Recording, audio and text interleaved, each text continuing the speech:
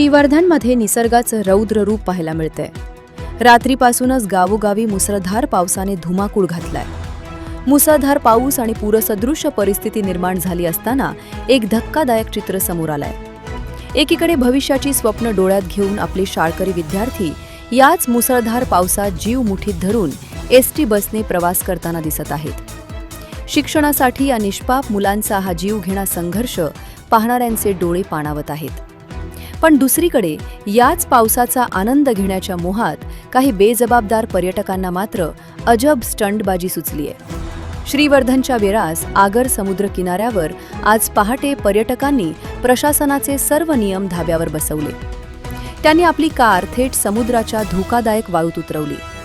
पण खवळलेल्या समुद्राच्या लाटांपुढे हा नाद चांगलाच अंगलट आला. कार पाण्याचा जोरदार प्रवाहामुळे समुद्राच्या वाळूत वाईट रीतीने रुतून बसली.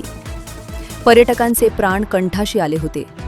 तितक्यात वेडास आगर गावातील स्थानिक तरुण मुकेश पाटील, प्रशांत भाटकर आणि अनुज मयेकर हे देवदूतासारखे धावून आले. स्वतःच्या जीवाची पर्वा न करता त्यांनी तातडीने ट्रॅक्टर बोलावला आणि अथक प्रयत्नांनंतर त्या कारला समुद्राच्या पाण्यातून सुखरूप बाहेर काढलं.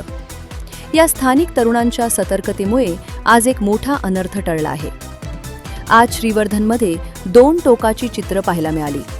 एकीकडे शाळकरी मुलं शिक्षणासाठी पावसात संघर्ष करत आहेत, तर दुसरीकडे पर्यटक अशी बेजबाबदार स्टंटबाजी करून स्वतःचा आणि इतरांचाही जीव धोक्यात घालत आहेत. आमची सर्व पर्यटकांना हीच नम्र विनंती आहे.